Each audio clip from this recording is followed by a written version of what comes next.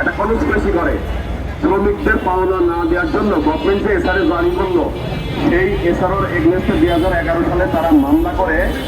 এই মামলা দীর্ঘদিন ঝুলতে 2014 সালে গভর্নমেন্ট একটা ইন্টারিম রায় দেয়।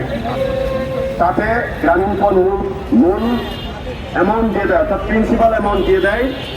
বাকি থেকে গেল 14 সাল পর্যন্ত যে অ্যামাউন্টটা গ্রামীণফোনের হাতে রয়ে গেছিল, এটার একটা বিলম্ব জরিমানা। এই বিলম্ব জরিমানা মামলায় ঝুলতে 2023 সালের 6 মার্চ গ্রামীণফোন এই মামলাটা উঠিয়ে নিল। এই মামলাটা উঠিয়ে নেওয়ার মানেই হলো 1 মাসের মধ্যে শ্রমিককে তাদের বিলম্ব জরিমানা পাওনা ডিসবার্স করতে হবে। গ্রামীণফোন এই পাওনাটা ডিসবার্স করেনি।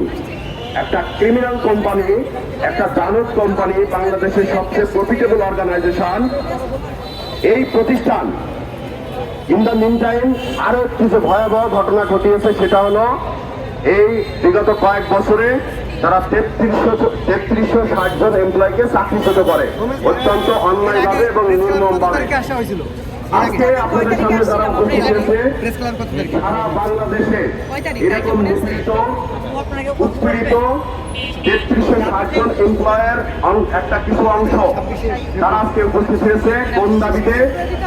গ্রামীণফোনের কাছে যে 2010, 11, 12 সালে 5% বিলম্ব জরিমানা পাওনা তারা পায়, সেই পাওনার দাবিতে তারা আজকে এখানে উপস্থিত হয়েছে।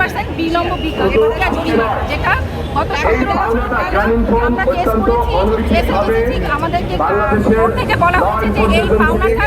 আইনজীবী সরকারের যেখানে দরকার হয়, আমি ডাইরেক্ট বলবো গ্রামীণফোন যেখানে ঘুষ দেওয়ার প্রয়োজন নয়। এই 18 বছরে, এই 16 বছরে গ্রামীণফোন সরকারের কাছে আমাদের একটাই দাবি, সরকার আমাদের এই পাওনা টাকার ব্যাপারে